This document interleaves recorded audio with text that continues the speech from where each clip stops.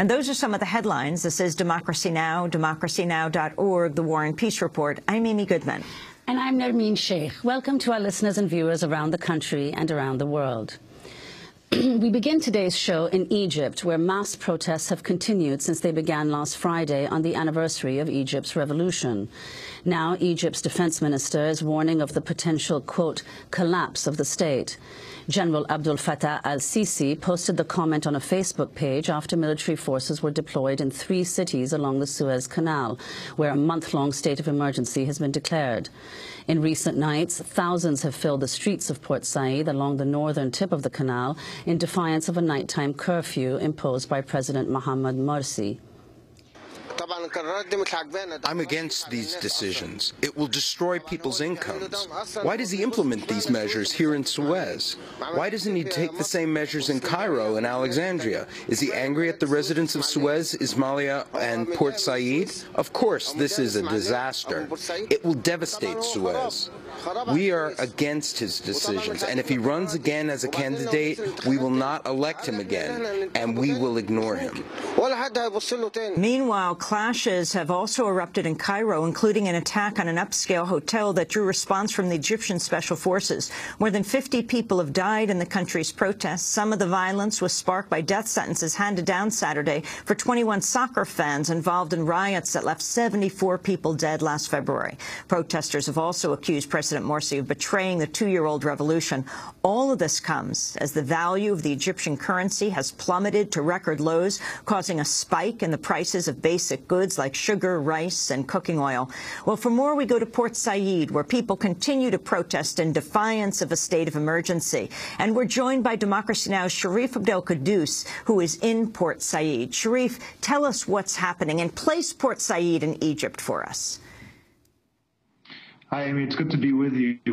Port Said is a city that is on the Suez Canal and on the Mediterranean. It's at the mouth of the Suez Canal that attaches to the Mediterranean.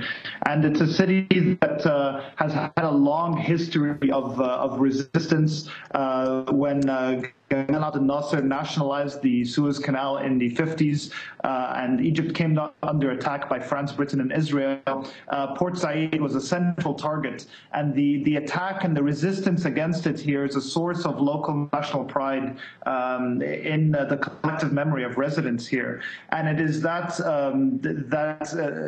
culture of resistance that has exploded on the streets here. What happened really on Saturday was a massacre of over 30 people who were outraged by a death sentence of 21 of their local football team fans, soccer team fans, for a case that's been going on for more than a year now. There were many of the families of those who of the defendants around the jail.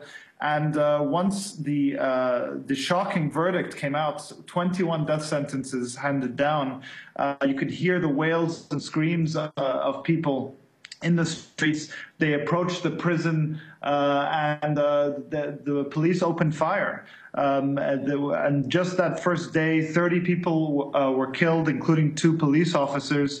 That death toll the next day, they went out in a funeral the following day on Sunday. 7 more people were killed when that funeral came under attack from police on rooftops. Nearly all of these people were killed with live ammunition. The death toll now is somewhere at 40. And this is just a part of what's happening in Egypt overall. As you mentioned, there is a revolt. Egypt is undergoing a revolt right now that began on the second anniversary of its revolution. We've seen protests and clashes in the capital in Cairo that are still going on in Alexandria and Mahalla and cities across the Delta. Something like 10 provinces are in revolt right now. And the president, Mohamed Morsi, in a bid to quell what was going on, finally made a speech. But in that speech, with a very angry tone, a finger-wagging speech, He imposed a state of emergency for 30 days in these 3 cities that lie along the Suez Canal, which are the most restive cities right now. As opposed to Cairo kind of leading this revolt, it's actually really in Suez, Ismailia, and Port Said, where you're seeing kind of the most resistance. And he also imposed a nighttime curfew. And in defiance of that curfew, the curfew is supposed to be from 9 p.m. to 6 a.m. Thousands of people in all 3 of these cities began marches at 8:45 p.m. To tell Morsi that they won't abide by this curfew, that they won't abide by his governance. And so he is facing a very serious crisis of legitimacy right now. The police have lost control of these cities. The army has been deployed, but largely is guarding state institutions have to do with the Suez Canal. So it's a very significant and pivotal moment in Egypt. Sharif, can you explain what the implications are of the declaration of the state of emergency? And since, as you point out, thousands have defied the order, what kinds of consequences are they likely to face? What does a state of emergency entail? Well, the state of emergency was one of the most despised tools of the Mubarak regime to suppress dissent. And it was a feature in Egypt for 30 years, from October 6th, 1981 until March 12th, 2012, when it expired. Its lifting of the state of emergency was a principal demand of the revolution. And what it does is that it essentially lifts from judicial people. You're allowed to imprison people without judicial review, and it gives the police widespread powers. And there's also been a law passed which allows the military to arrest citizens, gives them policing powers, and it would mean that those citizens would be put before military trials. So this is a very just the fact that Morsi, who before pledged never to have another state of emergency, the word state of emergency, which is such a despised tool of the Mubarak regime, is now being instilled again. I think resonated very harshly with many people. To be honest, the fact on the ground is there has been little reform whatsoever, actually no reform of the police forces since the revolution over these 2 years.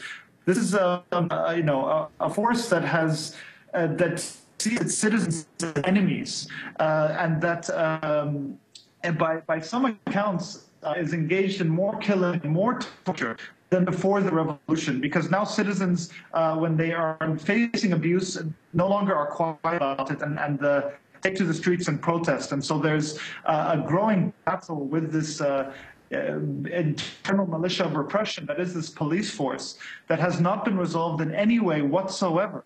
There has been no accountability whatsoever for the over 1,000 people who have been killed since the revolution. And so this is an inevitable outgrowth, this kind of revolt on the streets.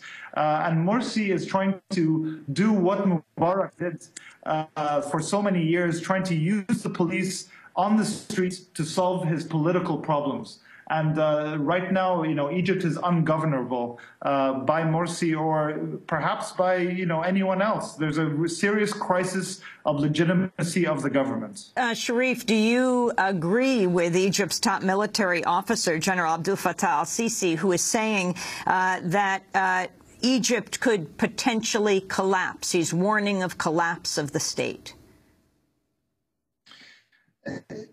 I mean, it's hard to tell. We've seen throughout these 2 years uprisings that come and go, these clashes that happen on the streets, and there's really no real solution or political solution. The entire political class has failed to come together to forge a path with consensus to have some real change and some real reform in Egypt. And so if we carry on this path of just passing over problems, then yes, there is this serious threat that cities like Port Said no recognized the legitimacy of the government. Cities like Suez and cities like Cairo and Alexandria and elsewhere, that people feel completely disenfranchised by the political process.